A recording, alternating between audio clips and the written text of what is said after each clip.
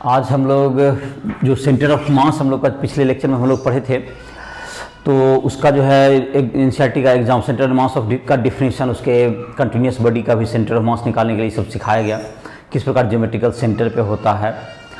उसका जो है। और एग्जाम्पल 9.1 जो एनसीईआरटी का था, 9.2 और 9.3 का डिस्कस पिछले लेक्चर में किए। आज के लेक्चर में जो तुमको है कुछ क्वेश्चंस पहले देख लेते हैं, उसके बाद सेंटर ऑफ मास का जो तुमको मोशन के बारे में इसमें पढ़ाई होगी, और लीनियर मोमेंटम कंजर्वेशन जो सिस्टम का होता है, और उसके कुछ ऐसे वहाँ के बुक से कुछ एग्जांपल्स भी मैं इसमें दूंगा। और जैसे कि पहला जो स्टार्ट कर रहे हैं क्लास, तो उसमें तुमको एससी वर्मा के एक्सरसाइज से, एससी वर्मा का जो एक्सरसाइज है तुमको सेंटर ऑफ मास का जो चैप्टर है तुम्हारा, सेंटर ऑफ मास करके जो तुम्हारा चैप्टर है, चैप्टर नंबर हो गया तुमको 9 परहैप्स होगा। तो जो भी उसका एक्सरसाइज में सेंटर ऑफ मास में तुमको एक्सरसाइज का 5th क्वेश्चन देखते हैं। इसमें इस तरह के एग्जांपल पर डिस्कस नहीं किया गया। जैसे उसमें है कि एक यूनिफॉर्म डिस्क है, एक यूनिफॉर्म डिस्क है जो कि यूनिफॉर्मली मास का है, और इसका रेडियस दिया हुआ है तुमको 2r। इससे तुमको r रेडियस का एक डिस्क काट लिया गया है। इससे ये तुमको ये r रेडियस का एक डिस्क काट दिया। ये पूरा जो है ये 2r रेडियस का है, और ये r रेडियस का डिस्क को काट लिया गया है।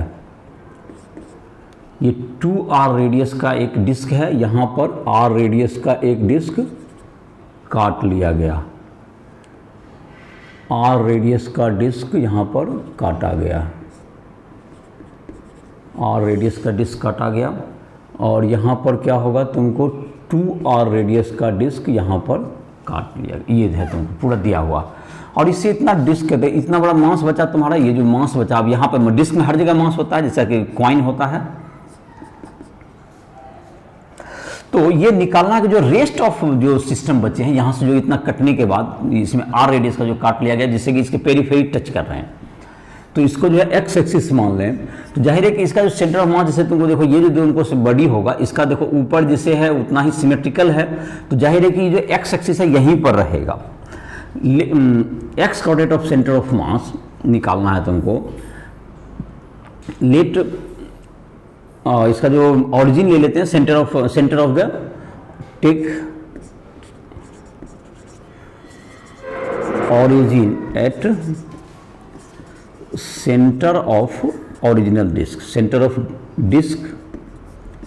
Of radius 2r, radius 2r।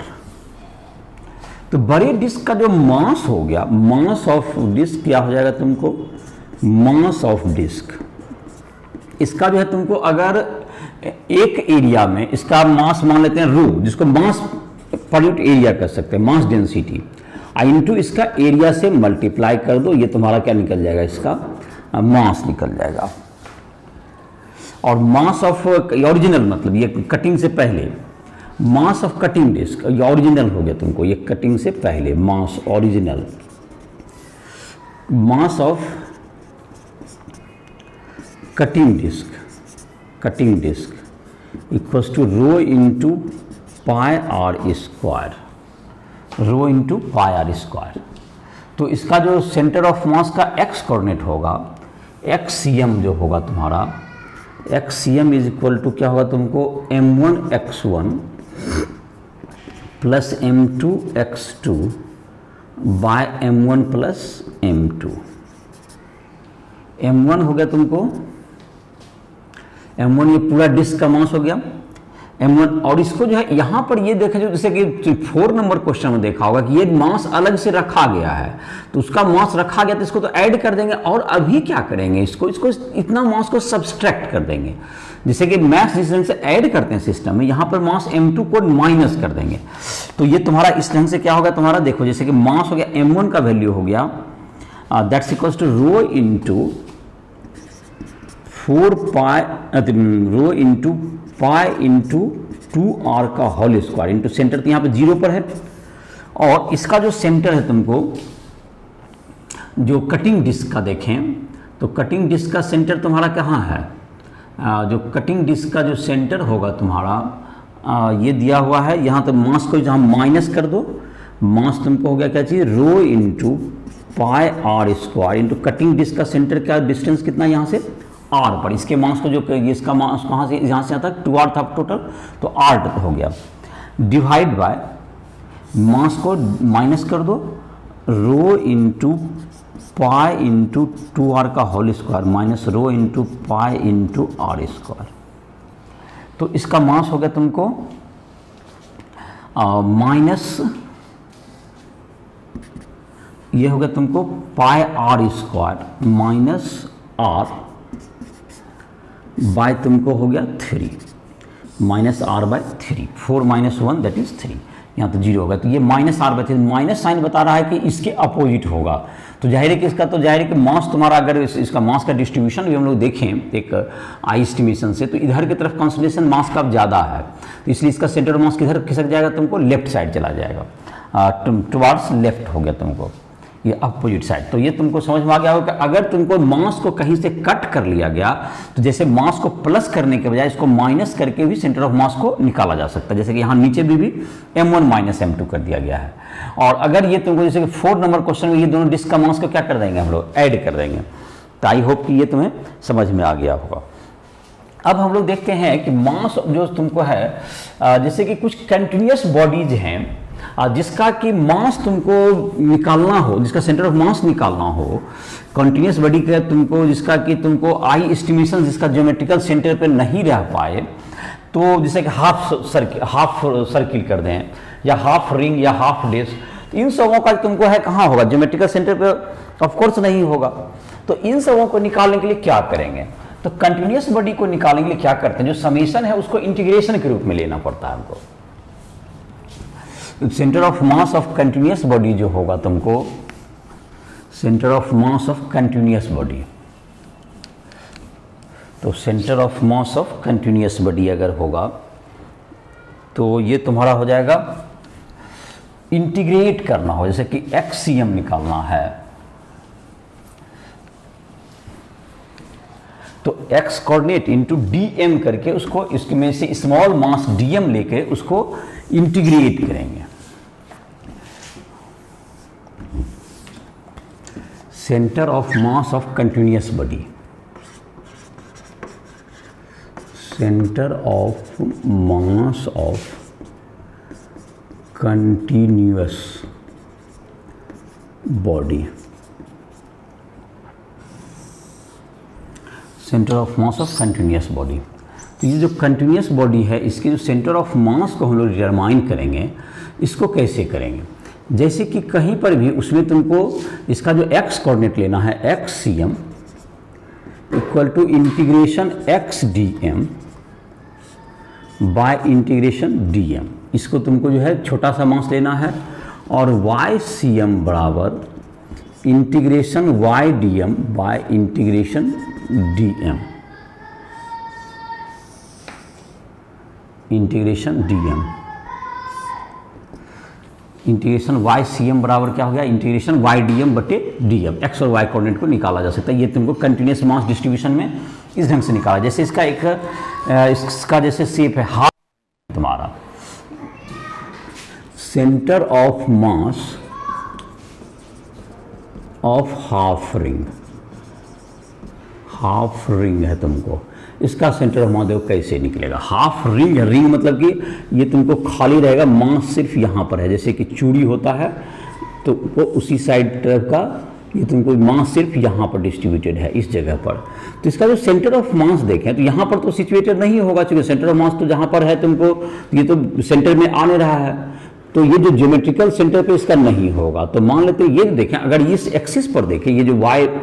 तुमको इसको y एक्सिस अगर कहें और इसको x एक्सिस अगर नाम दे दें हम लोग, तो इसका तो x एक्सिस तुमको देख रहे हो कि यहाँ पर जो ऑरिजिन है तुमको इस जगह पे दोनों तरफ सिमेट्रिकल लगता है,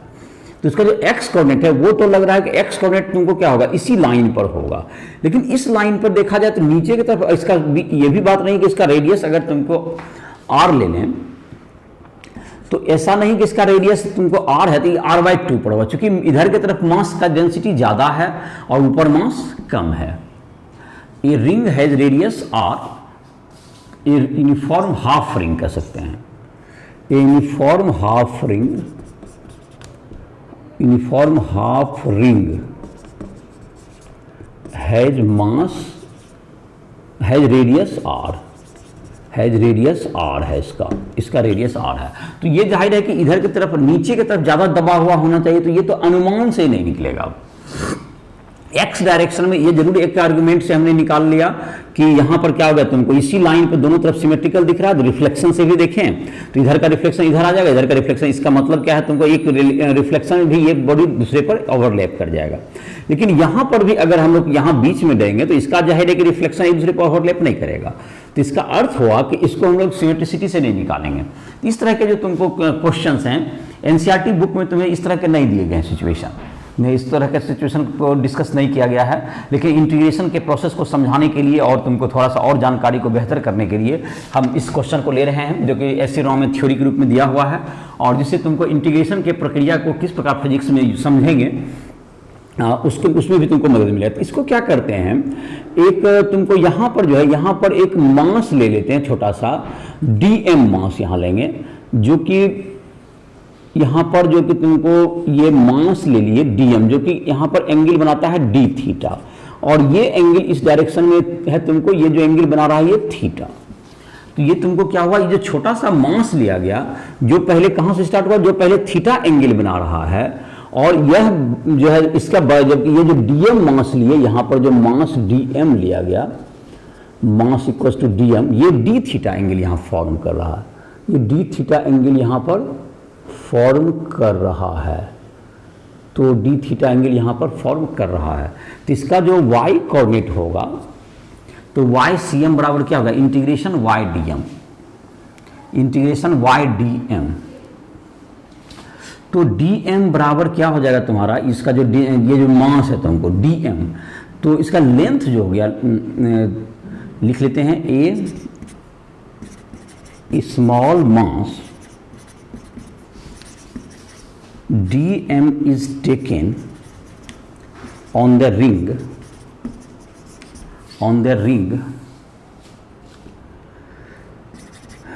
makes an angle d theta at center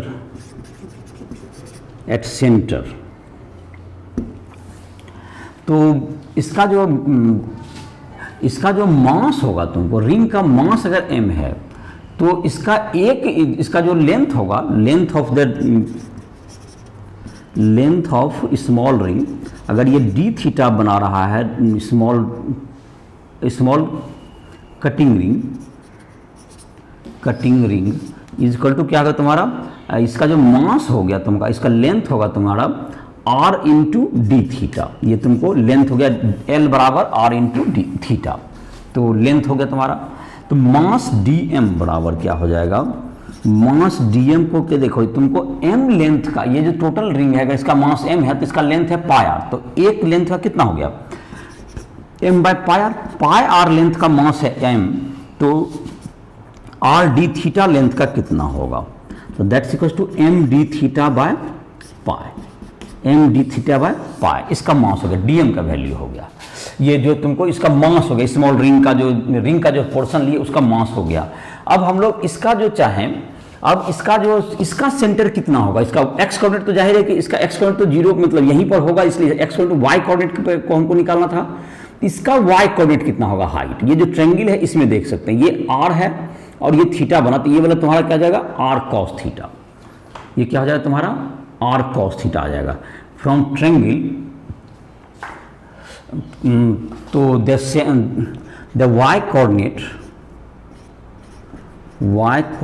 of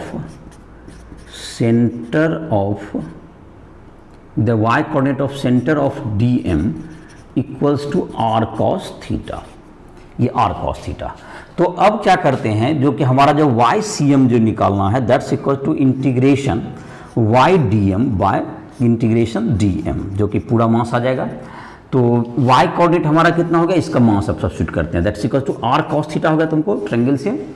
और इनटू कितना हो गया तुमको dm का मान जो हम लोग निकाल के लाए हैं m d theta by pi by इसका तो मास में कुछ नहीं करना, इसका तो इंटीग्रेशन डी एम का एम ही हो जाएगा, इसमें थीटा की जरूरत नहीं है, क्योंकि इसको थीटा का फॉर्म इसलिए लाना पड़ेगा, यहाँ एक वेरिएबल थीटा आया तो यहाँ पर डी एम रखेंगे तो सॉल्व नहीं हो पाएगा। तो आर बाय पाई तो तुम्हारा बाहर चला गया, और इंटीग्रेशन का लिमिट क्या होगा ये भी देख लें। थीटा जब पूरा रिंग को काटेंगे तो एक तो तरीका ये हो गया कि अगर तुमको यहाँ से देखें, इससे एंगल हम लोग थीटा लिए हैं, तो ये जो इधर का जो पार्ट है ये -π/2 एंगल बना रहा है, इधर से रिंग कटना शुरू होगा और लास्ट यहाँ तक जाएगा। तो इधर कितना एंगल बना है, इस एक्सिस से देखें जो एंगल है तुम थीटा, यहाँ से कितना एंगल बनाया जा रहा है, ये जो ओरिजिन है यहाँ से एंगल बन रहा है इधर की तरफ -π/2 और इधर की तरफ जो लास्ट होगा जो कि π/2। इधर से हम लोग बढ़ते गए, धीरे धीरे काटते गए, एक समय यहाँ पर ये थीटा पर आ गया जो कि इसका है, तो थीटा का मान इस छोर के लिए हुआ -π/2, यहाँ से लेंगे, इस लाइन से लेंगे हम लोग, ध्यान रहे, तो -π/2 इधर के लिए π/2, तो थीटा का मान हो गया तुमको -π/2 से +π/2, इसका जो है थीटा वेरी करेगा -π/2 से +π/2 तक। या दूसरा होता था तरीका तो 2 इंटू 0 से π/2 कर देते और इधर भी उतना ही होगा तो उसको डबल कर देते। तो चलिए, तो ये तुम्हारा हो गया, अब इसको इंटीग्रेट कर देना है,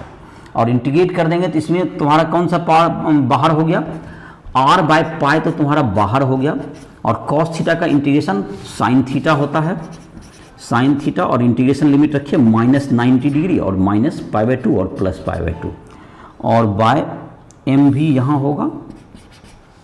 m भी बाहर गया, तो m तुम्हारा क्या हो गया, कैंसिल आउट हो गया, तो दैट्स इक्वल्स टू क्या होगा तुमको r by pi into sine π/2 minus sine -π/2,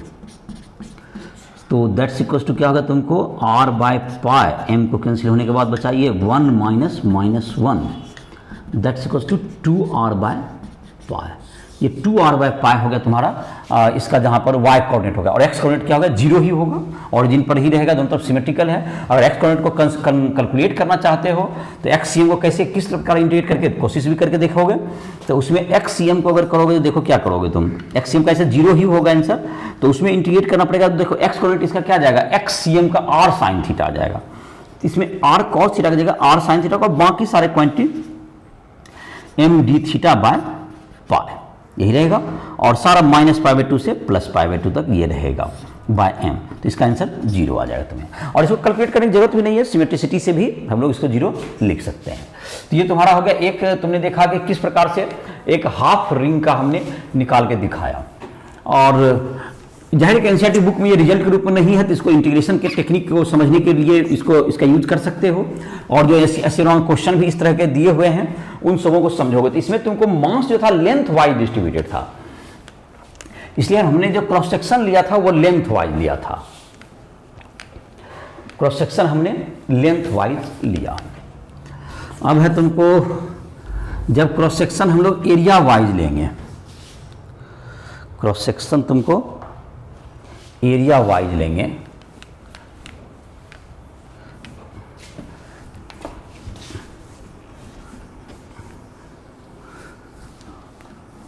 cross section area wise हम लोग लेंगे,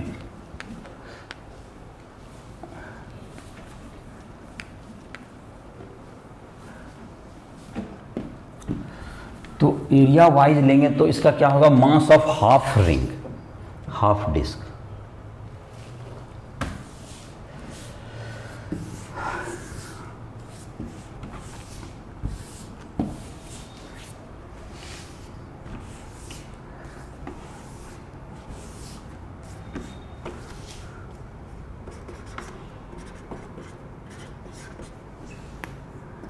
मास ऑफ हाफ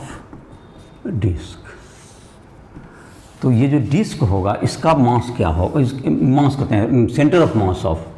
इस centre of CM of half disc. Half disc का मतलब हो गया, इसमें जैसे था अभी रिंग था, इसमें डिफरेंस ये हुआ कि इसमें तुमको ये पूरे भरे हुए होंगे, ये पूरे जो तुम्हारा है इसमें मास सब जगह डिस्ट्रीब्यूटेड होगा, ये हर जगह ये डिस्ट्रीब्यूटेड होगा। तो इसमें सिर्फ लेंथ पे नहीं होगा, इसमें हर जगह, जैसे कि कॉइन होता है उसमें हर जगह डिस्ट्रीब्यूटेड, उस तरह का शेप है ये डिस्क हो गया, उसको डिस्क शेप कहते हैं। तो इसका सेंटर ऑफ मास कहाँ होगा, तो इसमें जाहिर है कि सिर्फ मास यहाँ नहीं है, हर जगह डिस्ट्रीब्यूटेड है, तो इसमें एरिया वाइज डिस्ट्रीब्यूशन है। तो इसमें जो कि हम लोग मास को लेना पड़ेगा, इसमें एक रिंग टाइप का इसको ले लो। जैसे रिंग का जो अभी हमने निकाला, एक रिंग का रेडियस अगर r है तो उसका होता था r/2r/π, हाफ रिंग का। तो उसी तरह से यहाँ पर क्या ले लेते हैं, इसका रेडियस मान लेते हैं कि ले लेते हैं y है इसका रेडियस अगर ले लेते हैं y, और इसकी थिकनेस ले लेते हैं dy। ये रिंग हो गया, ये थिकनेस, ये dy, y रेडियस इसका थिंग। और इसी का जैसे अभी जो कि इस रिंग का जो सेंटर ऑफ मास होगा कहाँ पर होगा, 2y/π पे होगा। जैसे रेडियस r का भी निकाले थे तो y/π, उसी रिजल्ट का यूज करेंगे, इसका 2y/π होगा। और पूरे का निकालने के लिए क्या करेंगे, इसको इसी टाइप के बहुत से रिंग में, इसको रिंग में कटा हुआ इसको पूरे डिस्क को समझ सकते हैं, और तब इसका पूरे का निकालने के लिए इसको 0 से r तक क्या कर देंगे, इसको इंटीग्रेट कर देंगे। तो इसका जो तुम्हारा जो होगा इसमें क्या होगा, a half disc has mass m, half disc has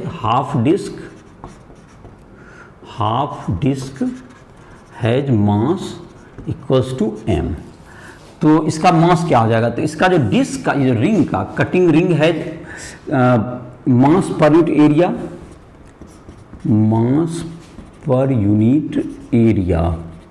equals to क्या हो जाएगा, m/πr²/2, m/πr²/2 हो गया। तो मास ऑफ क्या कहते हैं, एरिया इसका क्या होगा, area of cutting ring of radius r, radius y and thickness dy, इसका क्या हो जाएगा।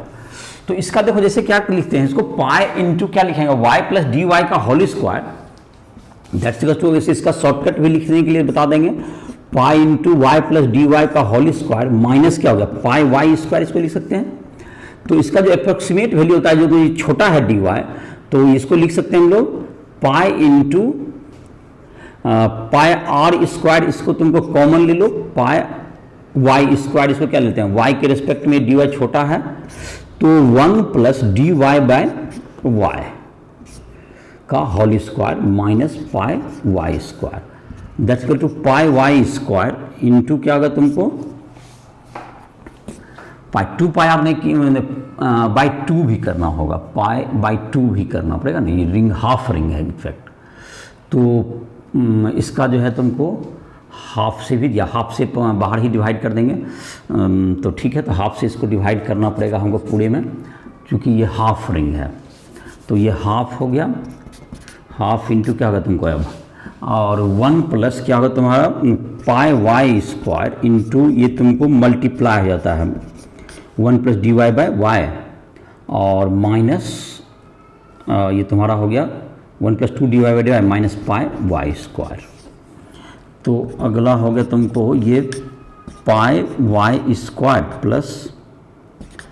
2 pi y d y minus pi y square. तो ये हो गया तुमको हाफ से कट गया, तो pi y d Y,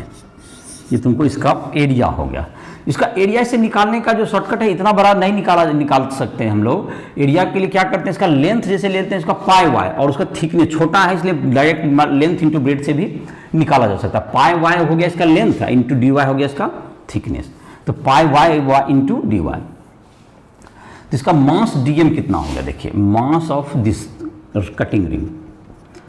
mass of cutting ring d m बराबर क्या हो गया, पूरा रिंग का मास m है, तो पूरा का एक रिंग एक एरिया का क्या हो गया 2m बाय आर स्क्वायर हो गया, यूनिट एरिया का मास, पाई आर स्क्वायर मास से डिवाइड हो गया, into pi y into d y, pi y into d y. तो इसको अगर सॉल्व कर दें तो पाई तुम्हारा कैंसिल हो गया, 2m y d y, 2m y d y by हो गया तुम्हारा एक आर स्क्वायर हो गया, आर स्क्वायर इंटू पाई भी बच गया, पाई इंटू पाई तो कैंसिल हो गया तुम्हारा, pi r square pi pi cancel हो गया, हाँ ठीक है यही होगा। तो 2m y d y y by r square. अब वाई सी एम निकाल दीजिए, इसका सेंटर ऑफ मास का वाई कोऑर्डिनेट। तो y कोऑर्डिनेट जब निकालेंगे तो y कोऑर्डिनेट क्या हो जाएगा, इसका रिंग का होता है तुमको 2y/π, तो इसका हो जाएगा 2y/π into d m by integration dm। इसका y नहीं लिखे, ध्यान रहे यहाँ पर y c, इसका जो सेंटर ऑफ मास का जो y कोऑर्डिनेट है रिंग के लिए 2y/π से, y रेडियस का रिंग होगा तो उसके लिए सेंटर ऑफ मास का कोऑर्डिनेट होगा 2y/π। तो दैट्स इक्वल्स टू क्या हो जाएगा तुम्हारा 2y/π। तो 2/π तो तुम बाहर भी ले सकते हो, या तो तुमको 2/π बाहर ले लो, इसका इंटीग्रेशन का इसका m हो गया। अब इसके अंतर्गत क्या आ गया, y बचा हुआ है इंटू dm का मान दे दो, m into r y d y, m into y d y by r square, और इंटू एक 2 भी है तुम्हारा, तो 2 भी है तुम्हारा ये, तो 2 इंटू 2 दैट इज 4/π हो गया, 4/π और m कैंसिल हो गया तुम्हारा, 4/π और एक हो गया तुमको इंटीग्रेशन पूरे के लिए क्या होगा, 0 से r तक इंटीग्रेट होगा, तो y² dy बच गया। तो ये y² का मान ये होगा तुमको, तो 4/π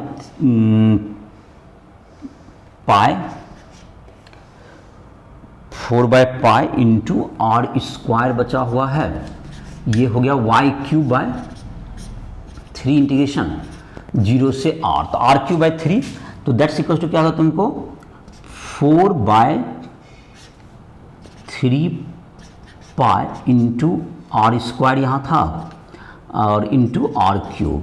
तो 4r/3π, यही हो गया तुम्हारा आंसर। तो इसमें कैसे निकाला गया इसको देखो, एरिया निकालने का एक शॉर्टकट बताया, इतना काम से बचना चाहते हो तो इसको लेंथ इंटू ब्रेड्थ भी कर दोगे, इसका लेंथ जो स्ट्रिप रिंग का हो जाएगा, इसका जो पाई इंटू वाई और उसका थिकनेस dy, जो नीचे निकाले रिजल्ट इतना के बाद, तो इसका भी निकाला जा सकता था। और तुमको या नहीं तो इसका जैसे रिंग का ये ले लिए, पहले नीचे वाला रिंग इसको घटा दिए इसका, तो इसकी रिंग का मास निकला, रिंग का एरिया निकला, तो रिंग का मास एक मैंने क्या होगा तुम्हारा πr² का मास m है, तो 1 का हो गया 2m/πr² इंटू πy dy का कितना होगा, वो निकल गया मास dm का मान। और उसके बाद तुमको 0 से r तक जैसे कटिंग रिंग काटते जाएंगे, यहाँ 0 रेडियस का रिंग कटेगा, देयरआफ्टर ये r का कटेगा, पूरा हो जाएगा। इस प्रकार से क्या हो गया इसका, तो इस तरह से तुमको जो है ये तुम्हारा जो है रिंग का, इसका जैसे मैंने कहा कि एनसीईआरटी बुक में तो ये नहीं दिया हुआ है टेक्निक, जिसमें तुमको इंटीग्रेशन करने के लिए किस प्रकार किया जाता है उसको सीखने के लिए हमने बताया। इसको रिजल्ट के रूप में याद नहीं भी रखोगे तो कोई दिक्कत नहीं है, लेकिन इंटीग्रेशन करने के जो टेक्निक्स बताए गए हैं उसको सीखोगे, और ऐसे के बुक में जो क्वेश्चंस दिए हुए सेंटर ऑफ मास के तुम उसको ट्राई करोगे, और काफ़ी बेहतर क्वेश्चन है। अगर तुम्हें कहीं परेशानी हो तो राइफल ऐप के माध्यम से हमसे कभी भी संपर्क कर सकते हो, जहाँ भी तुमको परेशानी है कि कोई भी चीज़ समझने में दिक्कत है तो ऐप के माध्यम से हमसे पर्सनल टाइम भी लिया जा सकता है। कुछ भी समझना हो, कोई भी दिक्कत हो रहा है किसी भी टाइप के प्रिपरेशन में, अपना जो भी कर रहे होगे इंजीनियरिंग का मेडिकल का, तो उसके लिए तो हमसे पर्सनल टाइम भी ले सकते हो। तो आज जो हम लोग देखते हैं एक और टॉपिक हम लोग डील कर लेते हैं, ये तो सेंटर ऑफ मास हो गया तुम्हारा। सेंटर ऑफ मास का मोशन के बारे में जिक्र करते हैं, motion of centre of mass. तो सेंटर ऑफ मास का मोशन के बारे में, तो मोशन क्या आता है, पोजीशन जो होगा, position of centre of mass को क्या लिख सकते हैं, जो डिस्प्लेसमेंट के हैं या पोजीशन, उसका पोजीशन तो जैसे कि तुमको एक्स कोऑर्डिनेट वाई कोऑर्डिनेट ये सभी पोजीशन को ही बताता है, लेकिन हम लोग वेक्टर फॉर्म में अगर लिखें तो उसके द्वारा उसको उसके द्वारा क्या कर सकते हैं हम लोग, वेलोसिटी, उसके एक्सेलरेशन, उसको डिफ्रेंशिएट करके हम लोग निकाल सकते हैं। पोजीशन के चेंज होने के रेट के आधार पर हम लोग उसका जो है वेलोसिटी को, एक्सेलरेशन को, इस सबको फाइंड आउट कर सकते हैं। इसका लिख लेते हैं हम लोग, motion of centre of mass, motion of centre of mass. The motion of centre of mass, तो ये तुमको हो गया motion of centre of mass. तो ये सेंटर ऑफ मास का जो तुमको है, the position of centre of mass, position of centre of मास,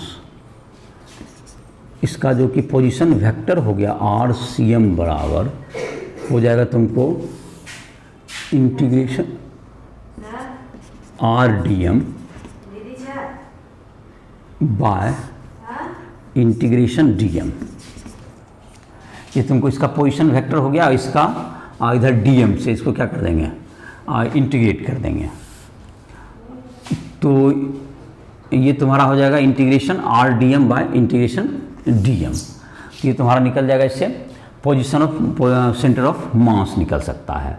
या जैसे कि तुमको आर सी एम को लिख सकते हैं, इंटीग्रेशन के रूप में इसको लिखेंगे। ऐसे तुमको if system has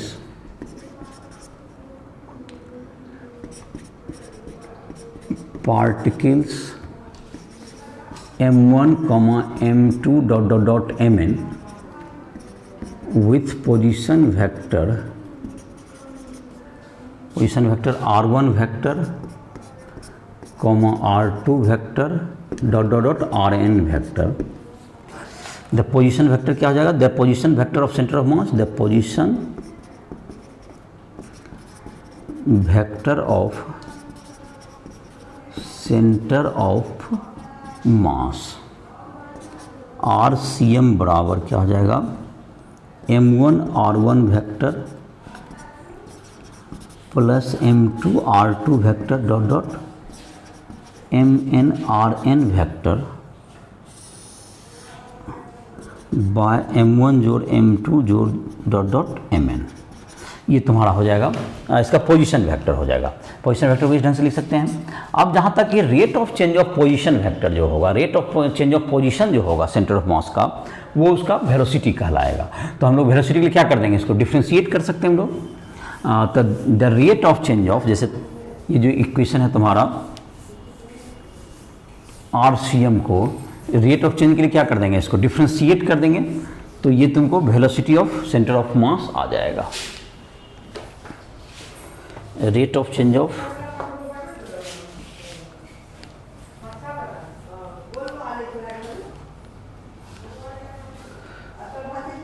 velocity of centre of mass.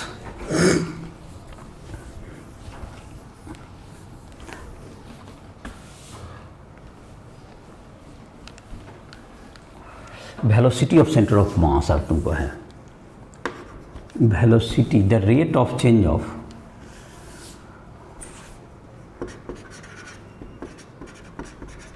the rate of change of position vector with respect to time is called velocity of center of mass,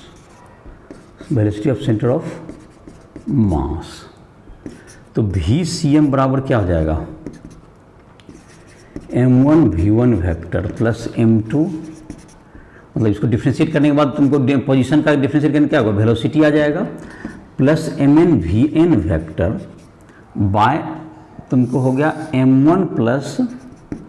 m2 plus dot mn। मतलब तुमको जब डिफ्रेंशिएट करेंगे, सबको अलग अलग करेंगे, तो dr1 by dt को v1 लिख सकते हैं। तो इस प्रकार से क्या निकल जाएगा, इसका सेंटर ऑफ मास का वेलोसिटी निकालना हो तो m1 v1 plus m2 v2, और इसका x y कंपोनेंट जो भी कंपोनेंट में रिजॉल्व करके इसका x कंपोनेंट पहले निकालना होगा तुमको, इसका x कंपोनेंट फिर y कंपोनेंट, और इस प्रकार से तुम इसका सेंटर ऑफ मास वेलोसिटी का कैलकुलेट कर सकते हो। तो पहले तुमको x कंपोनेंट निकालना होगा, अगर तुमको 2 डायमेंशन में जा रहा है तो x कंपोनेंट y कंपोनेंट जो कि इसका है उसके आधार पर इसका वेलोसिटी क्या किया जा सकता है, कैलकुलेट किया जा सकता है। और एक चीज़ देख सकते हो, मोमेंटम जो इसका होगा, खैर मोमेंटम की चर्चा इसके बाद लेते हैं हम लोग। अब इसको अगर एक्सीलरेशन है तुमको, acceleration is rate of change of velocity of centre of mass. तो a C m is equal to d by D t, इसको जैसे वेलोसिटी को डिफ्रेंशिएट कर दो, जैसे पोजीशन वेक्टर करेंगे तो ये क्या आ जाएगा, तुमको वेलोसिटी का डिफ्रेंशिएट करेंगे तो यहाँ क्या आ जाएगा, तो m1 a1 आ जाएगा plus m2 a2 plus dot mn an by क्या होगा तुम्हारा m1 plus m2 dot dot dot m n, ये total mass of the system इसको कह सकते हैं। तो ये तुमको क्या हो गया, ये तुमको a C m is equal to क्या हो गया, M1 A1 को F1 कह सकते हैं, इसको F1 वेक्टर, इसको वन पार्टिकल 1 पर लगने वाला total force F2 vector plus Fn vector हो गया, बाय M हो गया टोटल मास ऑफ सिस्टम, इस सबका sum total mass of system, total mass of system, इसको मल्टीप्लाई कर दो यहाँ पर। तो ये जो तुम्हारा होगा F1 plus F2 plus F3 जो होगा, इंटरनल फोर्सेस का 1 पर लगने वाला फोर्स में इंटरनल एक्सटर्नल सब शामिल है, लेकिन इंटरनल फोर्स का सम 0 होता है, तो ये जो F1 plus F2 plus F external ही बचेगा। F external is equal to क्या होगा तुमको, F1 plus F2 plus Fn हो जाएगा, क्योंकि इंटरनल फोर्स जो इस पर लगेगा वो इस पर लगेगा, सारा अगर सम करेंगे पूरे सिस्टम पर तो ये कैंसिल आउट हो जाएगा, तो सिर्फ कौन सा बच जाएगा, एक्सटर्नल फोर्स का। तो इसका मतलब F external is equal to क्या होगा तुम्हारा, इसका जो वैल्यू होगा that's equal to M into acceleration of centre of mass. तो acceleration of centre of mass का ये निकालने का ये तुम्हारा हो गया F external is equal to acceleration of centre of M into M हो गया total mass of the system into हो गया तुमको acceleration of centre of mass. तो अगर F एक्सटर्नल 0 होगा तो एक्सेलरेशन ऑफ सेंटर ऑफ मास 0 होगा इफ, और जहाँ तक कि हम लोग देख लेते हैं अब तुमको मोमेंटम कंजर्वेशन, इसी में देखते हैं हम लोग मोमेंटम के बारे में, इसको ध्यान से देखें। वेलोसिटी का तुमको जो एक्सप्रेशन लिखा हुआ है हमारा, उसी से हम लोग सिस्टम का मोमेंटम को भी चर्चा कर सकते हैं।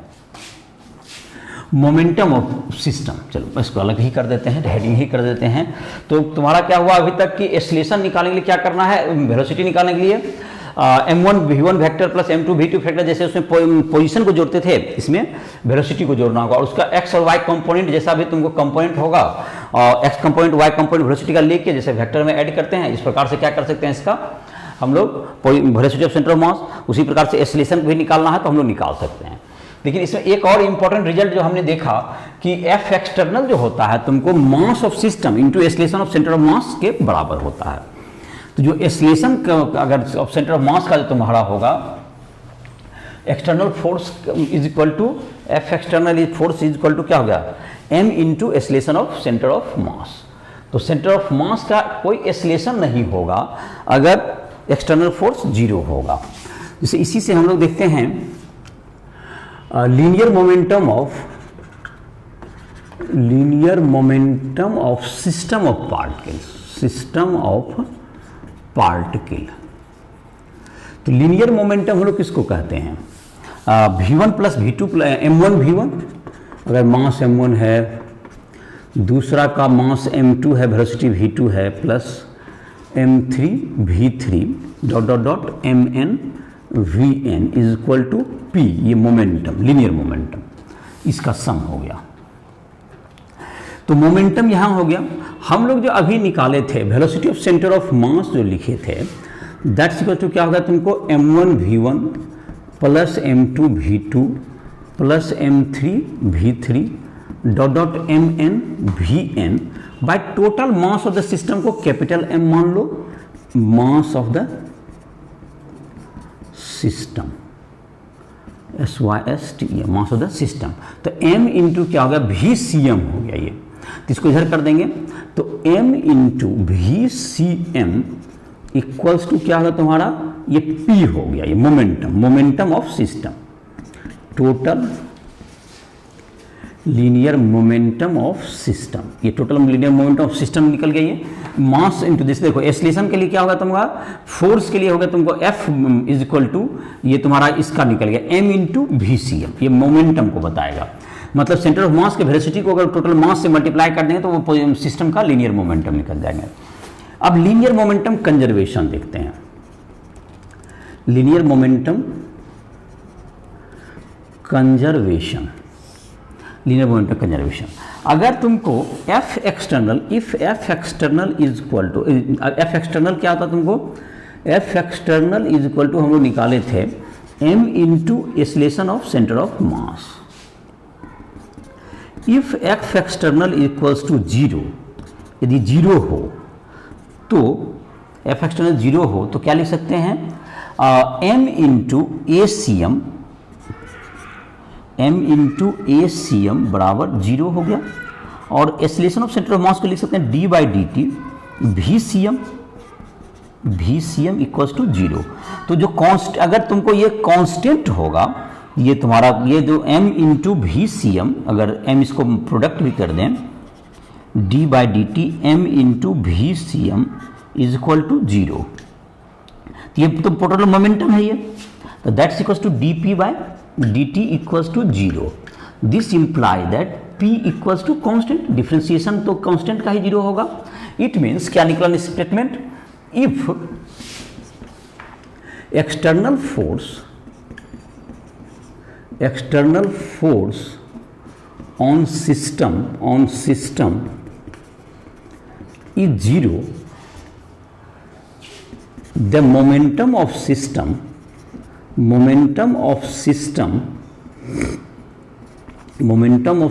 remains conserved।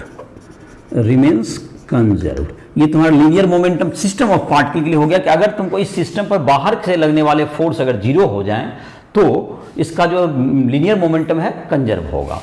एक और चीज पर एक जो सेंटेंस होता है जो इसके करीब होता है, वो कभी कभी इसमें इस ढंग से भी क्वेश्चन जैसे कि ऑब्जेक्टिव में आता है कि क्या अगर एक्सटर्नल फोर्स 0 हो तो उसका सेंटर ऑफ मास रेस्ट में रहेगा। तो इसका ये बात तो डिफिनिट है कि एक्सीलरेशन उसका 0 होगा, लेकिन फर्स्ट लॉ के अनुसार अगर एक्सीलरेशन 0 है इसका ये मतलब कदापि नहीं होता है कि बॉडी रुका हुआ ही रहे। अगर वो सिस्टम पहले से चल रहा है कुछ वेलोसिटी से, तो उसी वेलोसिटी से वो मूव करता रहेगा, और अगर रुका हुआ है तो रुका हुआ रहेगा। तो इसका यही मतलब होता है, if F external is equal to 0, तो इसका मतलब ये हो गया कि नोट करके लिख सकते हैं हम लोग, if F external is equal to 0 then the system of the center of mass of system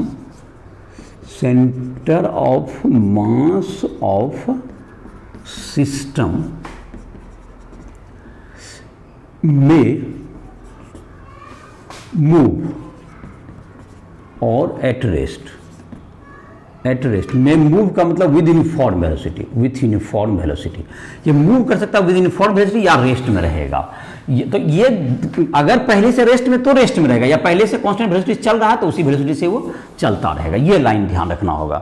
तो कि अगर एक्सटर्नल फोर्स 0 होता तो वो रेस्ट में होगा, ये जरूरी नहीं है। एक्सटर्नल फोर्स अगर 0 हो तो मोमेंटम कंजर्व जरूर रहेगा, लेकिन अगर वो किसी मोमेंटम से चल रहा है तो वो चलता ही रहेगा, ना कि वह, और अगर रुका हुआ है तो फिर वो रुका हुआ ही रहेगा उसका centre of mass. Individual part की इधर मोशन कर सकते हैं,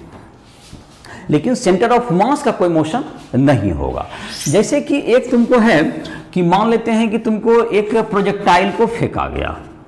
एक तुम्हारा जो कि एनसीईआरटी बुक में से इसको समझाया गया है, तो इसका जैसे कि एक प्रोजेक्टाइल का फेंका गया, इसका पोजीशन की बात की जा रही है। एक प्रोजेक्टाइल को यहाँ पे फेंका गया तो ये यहाँ तक जाएगा, ऐसा समझ सकते हैं। ये रास्ते में क्या होगा, ये एक्सप्लोड कर गया, तो इसका जो तुमको तो ये दो कंपोनेंट बट गया, तो दोनों पार्टिकल, एक पार्टिकल अगर यहाँ से इससे दूर ऐसे भागेगा तो दूसरा पार्टिकल अगर इसका 2 मास में कट गया, ये कैपिटल M था, ये M1 और M2 2 मास में टूट गए, ये M1 और यहाँ पर क्या आ जाएगा तुमको, इसका पार्टिकल का मास इधर M2 आ जाएगा। ये 2 मास में ब्रेक हो गया, M बराबर M1 प्लस M2, M बराबर M1 प्लस M। ये 2 मासेज में अगर क्या होगा, ब्रेक हो गया, तो ये क्या होगा तुमको, ये जो पहले से जहाँ ये जाता था इसका सेंटर ऑफ मास यहीं जाएगा, सेंटर ऑफ मास यहीं फॉल करेगा, इसका इस ढंग से ये टूटेगा। सेंटर मास यहीं पे क्यों जाएगा, बिकॉज कि ये जो तुम्हारा है, ये जो एक्सप्लोजन के हुआ, एक्सप्लोड जो हुआ, तो ये तुमको इंटरनल फोर्सेस में एग्जर्ट हुए। एक्सटर्नल जो mg है वो अभी भी सेम ही है सिस्टम पर, और इसलिए जहां पर इसका सेंटर ऑफ मास यहां पर ही जाएगा और इस ढंग से ये गिरेगा कि इसका सेंटर ऑफ मास यहां बना रहे। तो सेंटर ऑफ मास तुमको जब तक, चूंकि एक्सटर्नल फोर्स mg के इफेक्ट से यही आता है, एक्सटर्नल फोर्स अभी भी mg है, इस पर कोई उसका जो वहाँ है मोशन जो है उसी प्रकार से सेंटर ऑफ मास का जारी रहेगा, उसमें कोई अंतर नहीं होगा। इंटरनल फोर्सेस कोई इफेक्ट सेंटर ऑफ मास को नहीं करेंगे। इंटरनल फोर्सेज चूंकि पेयर में जो है कैंसिल आउट हो जाता है न्यूटन थर्ड लॉ से, 1 2 पर जितना लगाता है उतना ही 2 1 पर अपोजिट लगाता है, और इस कारण से इंटरनल फोर्सेज का सम 0 हो जाता है। तो इसमें जैसे कि है तुमको लीनियर मोमेंटम की भी चर्चा हो गई। अब कुछ लीनियर मोमेंटम के बारे में तुम्हारा जो इसमें जो एस सी वर्मा के बुक में है तुमको लीनियर मोमेंटम भी दिया हुआ है, सेंटर ऑफ मास वाला जो चैप्टर है उसी में दिया हुआ है, जो कि तुम्हारा है 6 7 8 9 नंबर चैप्टर है तुम्हारा सेंटर ऑफ मास का। उसी में सेंटर ऑफ मास भी दिए हुए जिसका एग्जांपल एक अभी 5 नंबर क्वेश्चन बताए थे। उसी में एक मोशन से जुड़ा हुआ सेंटर ऑफ मास का एक 12 नंबर क्वेश्चन बताते हैं। एस सी वर्मा का एक्सरसाइज का ही एक ले लेते हैं question, S C Verma book का एक्सरसाइज सेंटर ऑफ मास वाला एक्सरसाइज 9th नंबर है, इसका 12 नंबर ले रहे हैं। 9th नंबर है तुम्हारा जो सेंटर ऑफ मास का साइज, तो उसमें मोशन का है। तो उसमें तुमको दिया हुआ है कि 2 मैन हैं, एक नाव पर बैठे हुए, नाव बिल्कुल पानी में है, और एक आदमी इस धर के तरफ है, 60 केजी का है ये, 60 केजी मैन, और एक मैन यहां पर है तुमको 50 केजी का है, 50 केजी मैन, और ये बोट है तुमको 2 मीटर लॉन्ग, ये बोट है, और यहां पर इसका मिडिल में होगा, इसका मास है, mass of boat 40 KG, mass of boat 40 KG है, और ये तुमको ये बोट है, ये तुमको क्या है, एक बोट है जिसमें कि, और without boat in water, boat मतलब कि यहाँ पर रेसिस्टेंस नहीं है, इसका मतलब जैसे वाटर जमीन पर रहेगा तो या रेल रोड कार कहिए जिसमें कि कोई फ्रिक्शन नहीं है, विदाउट फ्रिक्शन। तो ये जो तुमको कहता है कि ये दोनों अगर तुमको सेंटर में आ जाए, जैसे जैसे ये मूव करना शुरू करेगा सेंटर में आने के लिए, तो ये जो नाव है ये धीरे धीरे मूव करेगा इसका, क्योंकि अभी जहां सेंटर ऑफ मास है तो इसके मूव करने से सेंटर ऑफ मास बदलेगा, क्योंकि एक 50 केजी का एक 60 केजी का है।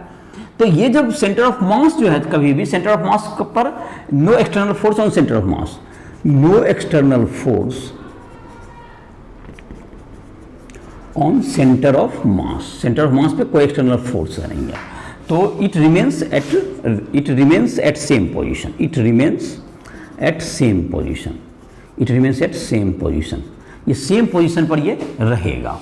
और जहां है वहीं रहेगा। और इसके लिए क्या करेगा, अभी सेंटर ऑफ मास है कहाँ, अगर ये चाहें तो हम लोग इधर से देखें, तो यहां से सेंटर ऑफ मास देखें तो कहां पे होगा, तो सेंटर ऑफ मास जबकि ये सेंटर से कितना दूरी पर होगा,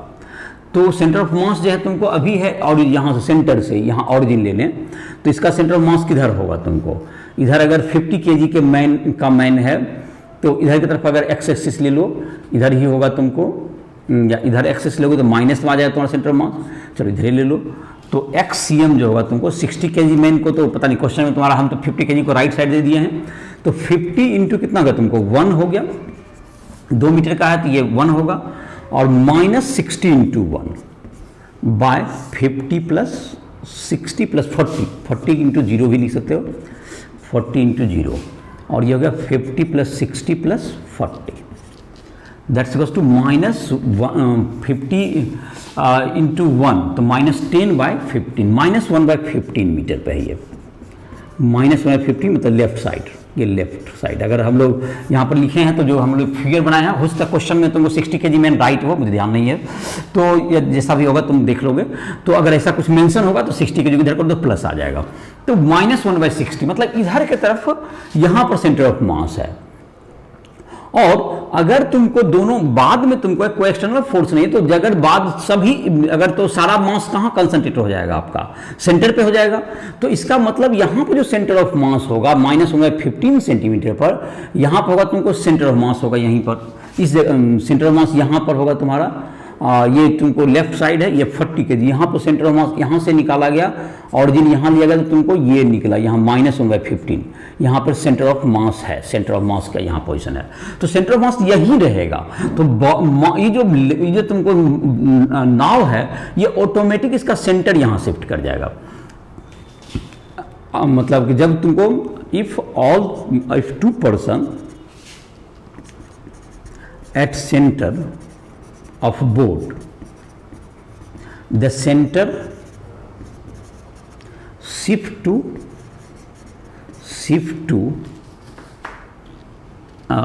position of center of mass,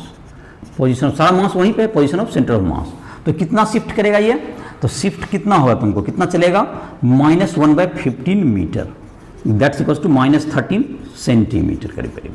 100 bye तो -13, तो 13 सेंटीमीटर ये नाव करीब करीब खिसक जाएगा। और तुमको जिधर की तरफ 60 kg का आदमी जिधर बैठा हो उधर की तरफ खिसकेगा। जो क्या समझ में आया इसमें, पहले देखो ये जो तुमको है तो इसका सेंटर ऑफ मास जहां है वहीं रहेगा, और तीनों आदमी एक जगह, तो नाव ही ऑटोमेटिक उसका सेंटर खिसक जाएगा वो। जैसे जैसे या दूसरे शब्द में जैसे जैसे दोनों आदमी नजदीक आता है नाव में मोशन होगा और वो अपना पोजीशन धीरे धीरे चेंज कर लेगा, और जब सेंटर पहुंचेगा तब तक वो -13 सेंटीमीटर क्या चुका होगा, left side 13 centimetre left side वो आ चुका होगा। और लेफ्ट या राइट ये डिपेंड करेगा कि मिस्टर जो कि तुम्हारा कहते हैं 60 kg का जो मैन है उसके तरफ आएगा। तो इस तरह से तुमको position of centre of mass का मूवमेंट को भी निकाल सकते हो। अब है तुमको इस तरह के क्वेश्चंस दिए हुए हैं सिरा बुक में, तुमको ट्राई करोगे, अगर तुम्हें परेशानी होगी तुम कभी भी हमसे जो है राइशुल ऐप के माध्यम से हमसे संपर्क कर सकते हो। सारे क्वेश्चंस काफ़ी अच्छे दिए हुए हैं, और जाहिर है कि दिक्कत तो स्टूडेंट को हो ही सकती है, तो सारे क्वेश्चन को तो बना देने से भी कोई लाभ नहीं है अभी। तो जो भी मैंने कुछ बता दिया, कुछ इससे गेन करके उस पर कॉन्सेप्ट के गेन करके तुमको उसमें सॉल्व करने की कोशिश करो। जहाँ दिक्कत हो तो तुम हमसे संपर्क कर सकते हो। एक तुमको मोमेंटम कंजर्वेशन में एक क्वेश्चन बताते हैं ऐसी से ही 28 नंबर मोमेंटम कंजर्वेशन का। FC Verma exercise momentum conservation, वही सेंटर ऑफ मास वाला तुम्हारा है 9, और उस क्वेश्चन नंबर ले लेते हैं 28 लेते हैं एक्सरसाइज का। तो इसमें क्वेश्चन है कि एक रेल रोड कार है, दो उसमें पर्सन खड़े हैं, दो आदमी, एक लेफ्ट साइड है और एक राइट साइड है, और इसका मास m हो गया, इसका भी मास m है। ये रेल रोड कार का मास, रेल रोड कार का मास कैपिटल M है। तो ये जो तुम्हारा दोनों आदमी बारी बारी से, इसका मास स्मॉल m है दोनों का, और ये तुमको जंप कर गया ये पहले लेफ्ट के तरफ with state of the car u speed से। तो मोमेंटम कंजर्वेशन करें तो इसका क्या सिस्टम को मिल जाएगा, इसका मोमेंटम देखो, मोमेंटम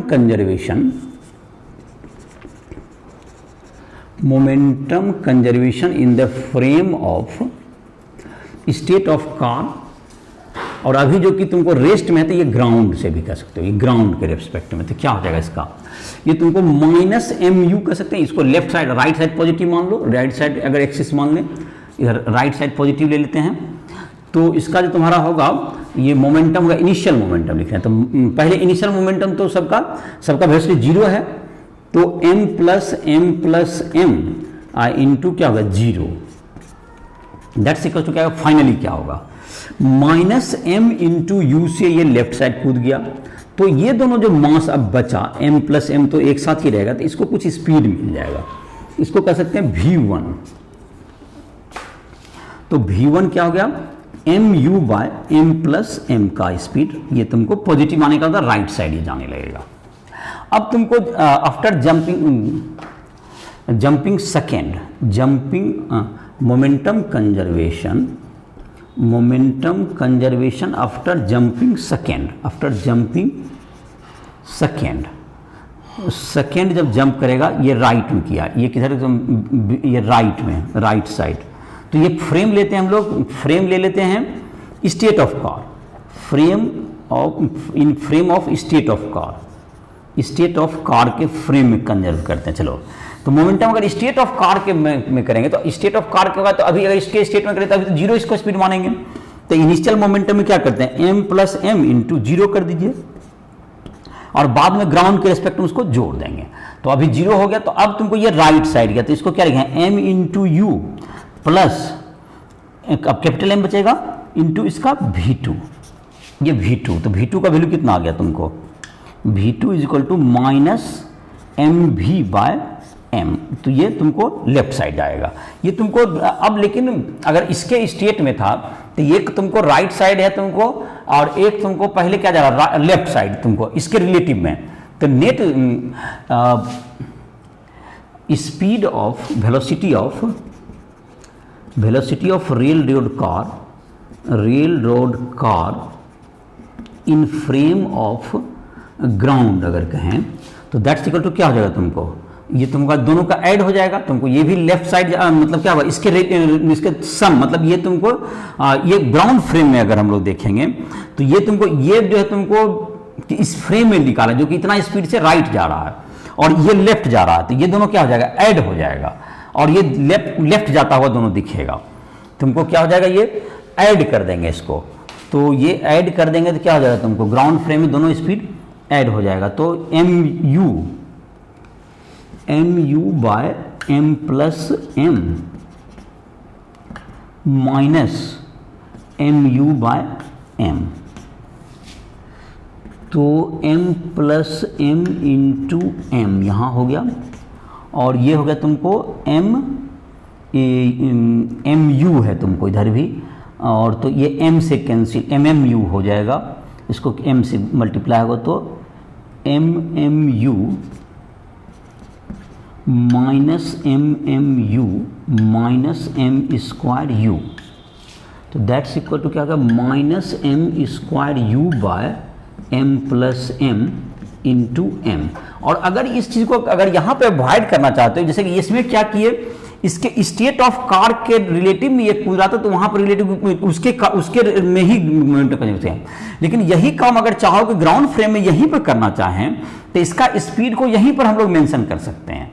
तो इनिशियल जो है तुमको ये स्पीड अगर दे दें हम लोग, दूसरा तरीका यहाँ पर मोमेंटम कंजर्वेशन का ये भी हो सकता था, सेकेंड में तुमको सेकेंड पर्सन के लिए मोमेंटम कंजर्वेशन ग्राउंड फ्रेम में अगर करें तो ग्राउंड फ्रेम में करेंगे तो वो जो दोनों बॉडी है